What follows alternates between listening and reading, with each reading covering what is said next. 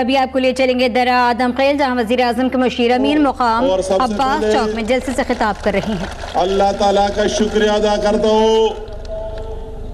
और उसके बाद अपने कायद मियाँ मोहम्मद नवाज शरीफ साहब की क़ियादत में और अफवाज पाकिस्तान ने जिस तरह मेहनत की और इसमें इस कौम ने, मैं इस कौम को भी सलूट सलाम पेश करता हूँ कि इस कौम ने, यहाँ के अवाम ने दहशतगर्दी के खिलाफ जिस तरह साथ दिया, तो मैं कहता हूँ सब दाद के मुस्तहिक है। सबसे बड़ी बात, अगर मैं आज से पहले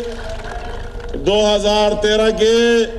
दरादम खेल की तरफ देख रहा हूँ, 2012, 11, 10 में तो कोई सोच ही नहीं सकता था कि कोई इसी तरह इस सरजमीन पर इतनी हजारों की तादाद में लोग एक जलसा आम भी मुनक़िद करेगा। तो सबसे बड़ी बात अल्लाह ताला का एहसान है कि आप आज बगैर खौफ व ख़तर से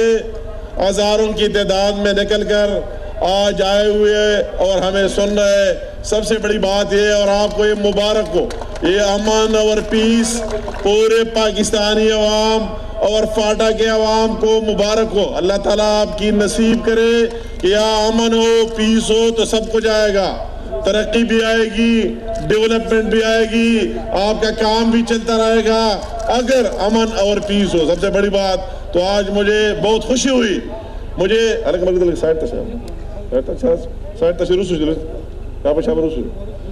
आज मैं जब आ रहा था तो मुझे यकीन नहीं था,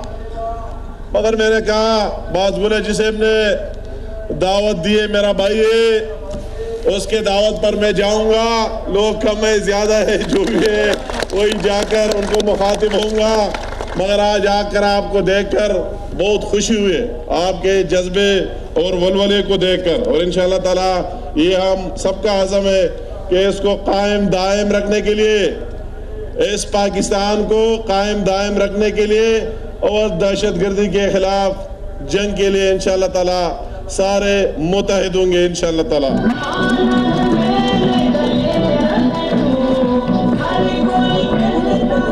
जो अजी से मुतालिबी पेशकड़ी दी और जबा स्तासुर मुतालिबो बारा के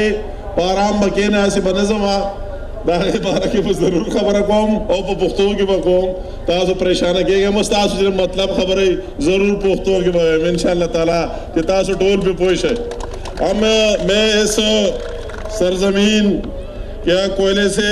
भरी हुई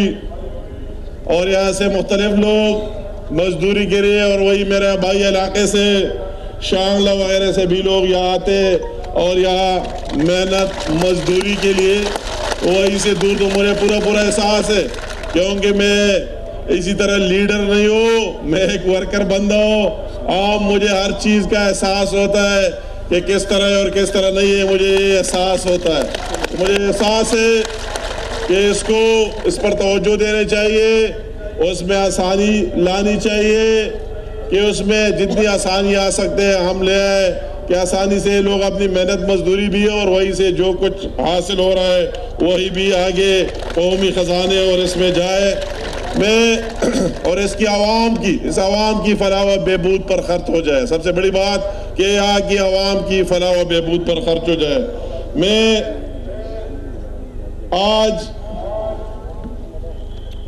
इस मुल्क में अजीब तरह की लोग सियासत की मैदान में है, उनका कोई मंजिल मालूम ही नहीं, उनका कोई मकसद आज तक हमें मालूम ही नहीं हो सका कि उनका मिशन क्या है और उनका मकसद क्या है और किस लिए वही लोग सियासत कर रहे हैं। ये मुझे समझ नहीं आया कि उनका एजेंडा क्या है और उनका मकसद क्या है। वही लोग जो इस KPK के पख्तूनों से मैंडेट लेकर और वही गायब होके पंजाब की फतह करने के लिए इस सूबे को आवाम को भी बुला दिया, उस सूबे के आवाम की मुश्किलात को भी बुला दिया।